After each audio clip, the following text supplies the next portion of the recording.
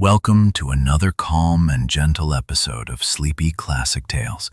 Tonight, I'll tell you the story of The Little Prince by Antoine de Saint-Exupéry, first published in 1943. Softly, clearly, and without hurry. Make yourself comfortable. Take a slow, deep breath, and allow the noise of the day to fade into the background.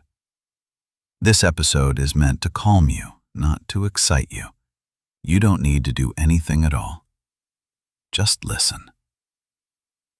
The Pilot and a Childhood Drawing. Our narrator is a pilot. Before he ever learned to fly, he was a child who loved to draw. His very first important drawing showed a snake that had swallowed an animal. To him, this was obvious. To the adults, however, it looked like nothing more than a brown hat. They told him he should focus on sensible things, geography, history, mathematics, not strange drawings. After hearing this often enough, the boy put his pencils away. He stopped drawing and slowly learned to see the world the way adults preferred it, neatly labeled, practical, and serious. Many years later, that child has become the pilot who tells this story. The emergency landing in the desert. One day, the pilot is flying over the Sahara Desert. As far as the eye can see, there is nothing but sand, light, and sky. Suddenly, the airplane develops a technical problem. The engine fails. With no other option, the pilot makes an emergency landing right in the middle of the desert. There is no place to call for help, no city, no village, no phone. Only silence, sand, and a broken airplane. He has just enough drinking water for a few days. He knows that if he cannot repair the engine, the situation will become dangerous. So he begins working on the plane at once. Alone beneath an enormous star-filled sky, he eventually falls asleep from exhaustion. "Please, draw me a sheep." Just before sunrise, he is awakened, not by the wind, not by a sound from the engine, but by a quiet voice. It says, "Please, draw me a sheep." The pilot sits up. Standing in front of him is a small boy.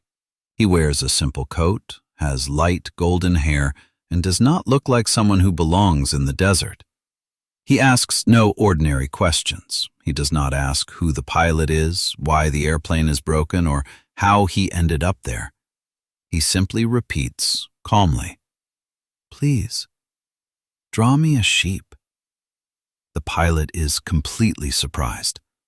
Still, he takes out a piece of paper and a pencil he happens to have. He tries to draw a sheep, though he hasn't practiced since childhood. The first sheep does not please the boy. It looks sick. The second is too old. The third is too bulky.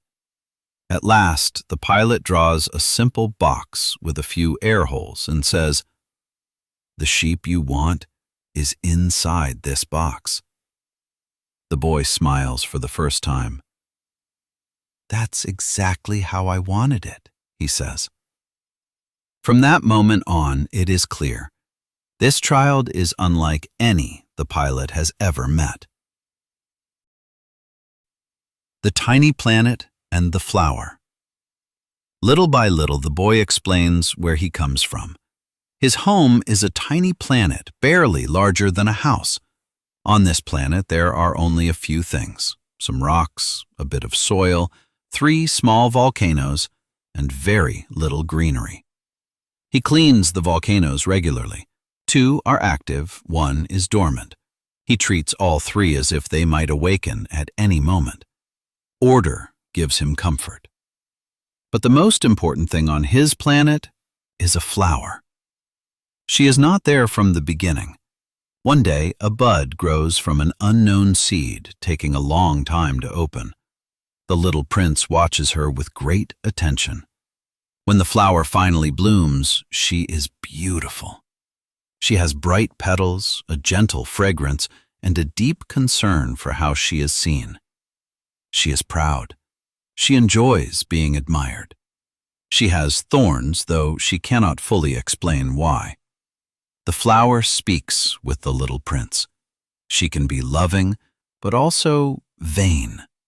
Sometimes she exaggerates and says things she does not truly mean. She boasts. She complains. She demands attention. The little prince loves her, but often feels hurt. He does not fully understand her ways.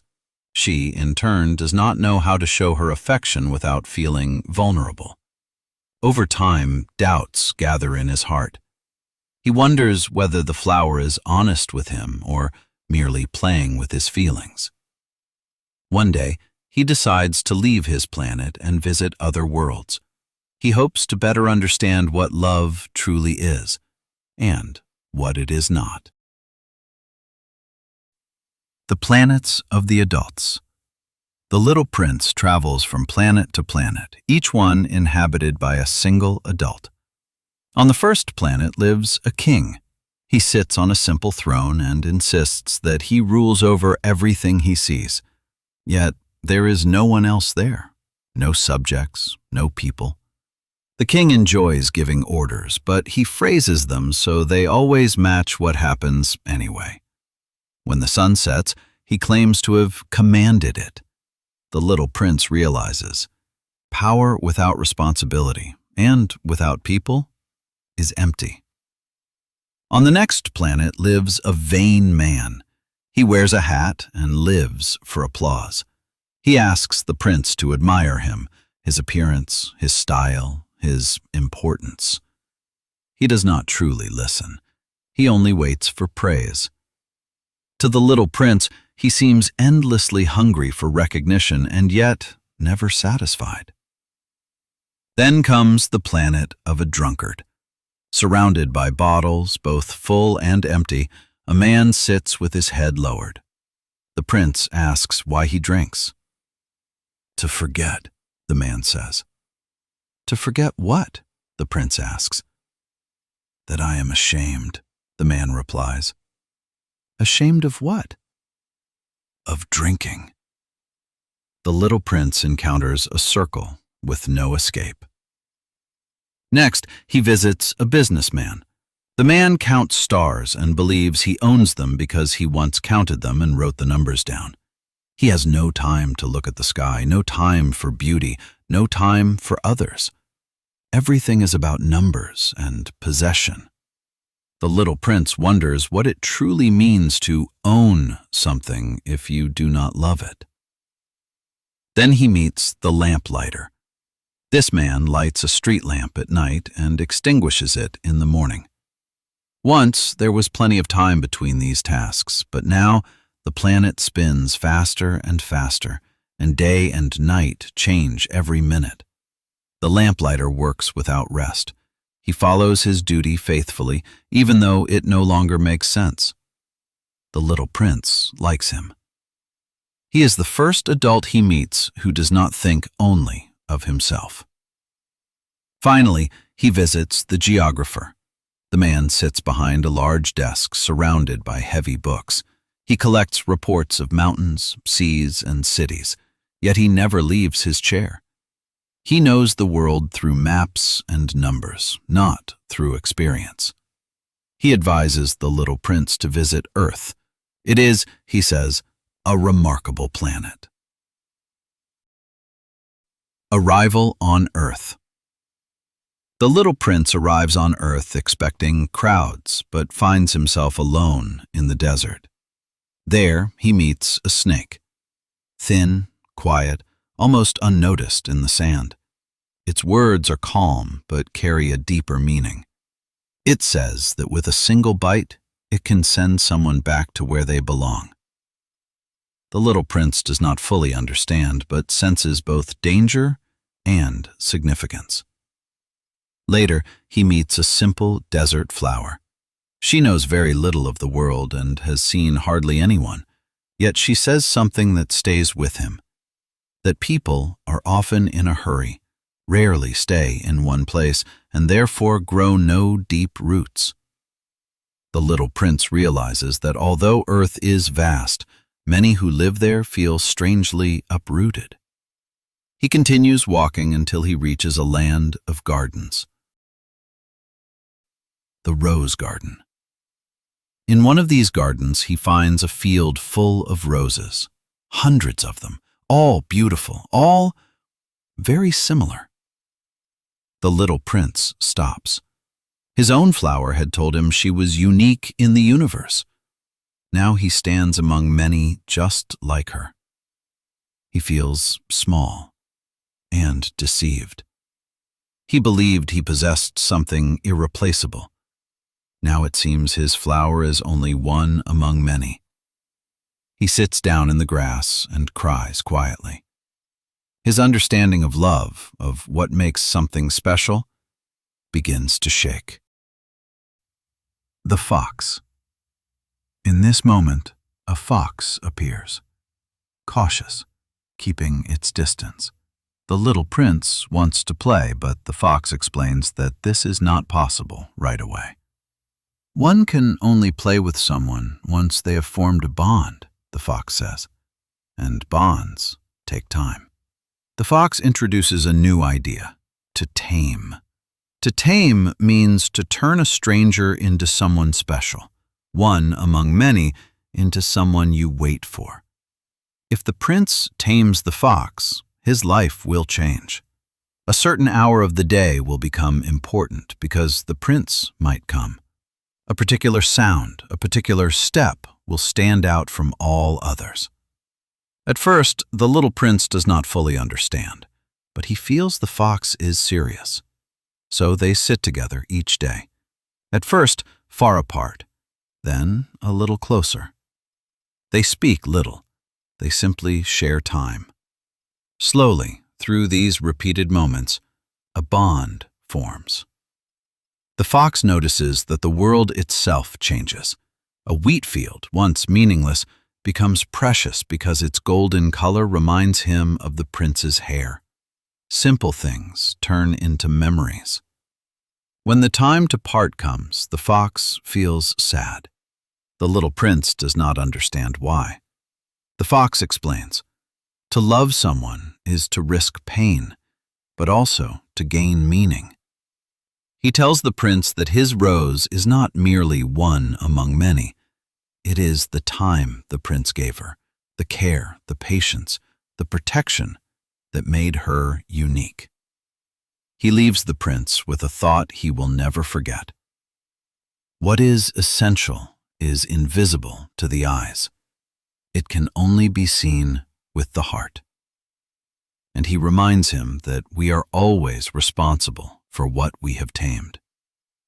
The little prince leaves the fox changed forever. Back in the desert. As the little prince tells his story, the pilot continues working on the airplane. The days in the desert are hard. Water grows scarce. The sun burns. The nights are cold.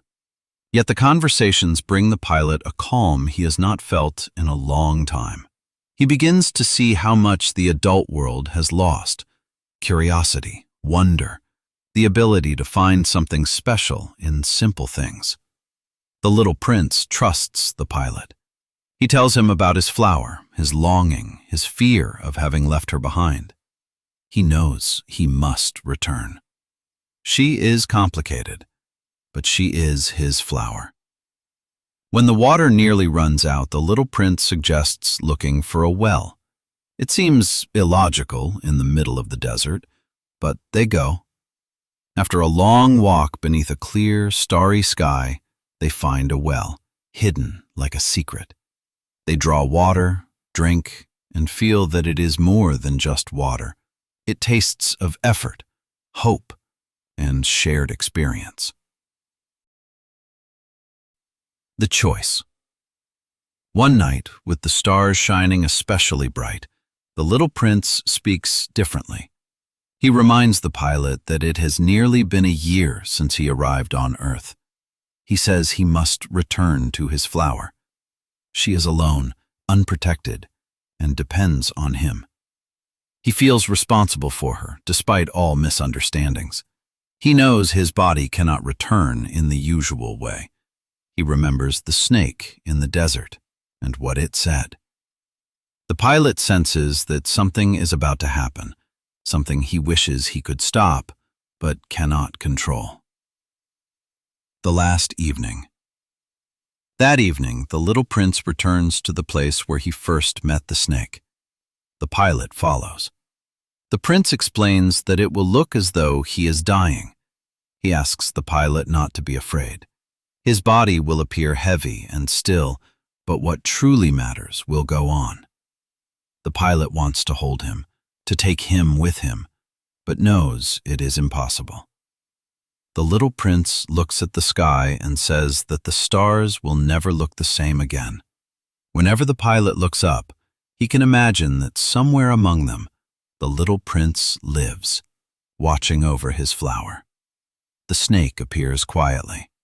It bites the prince, quickly, without drama. The small body falls. The pilot holds him. The body feels heavy, like any shell left behind. He stays through the night. By morning, the body is gone.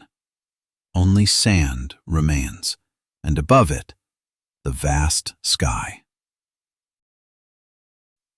Afterward. The pilot eventually repairs the airplane and returns to the world of cities, appointments, and adults. But something in him has changed forever. He does not speak much about the desert. Most people would ask for proof, for numbers, for explanations. Instead, he carries the memory quietly. At night, when he looks at the stars, he remembers the boy who asked him to draw a sheep, the fox, the rose, and the desert that was once a place of deep connection. To others, stars are just points of light. To him, some of them are filled with laughter. That was The Little Prince, a story about a boy from a tiny planet, a proud flower, a fox who taught the meaning of closeness, and a pilot who learned once again to see with the heart. Perhaps you carry one gentle thought with you now, that people and things become important through the time and care we give them, and that much of what truly matters is quiet, not loud. If you like, close your eyes now. Let the images of stars, desert, and the little prince slowly fade. Feel your breathing grow calmer, your body heavier, and allow yourself to drift gently into your own sleep. Good night.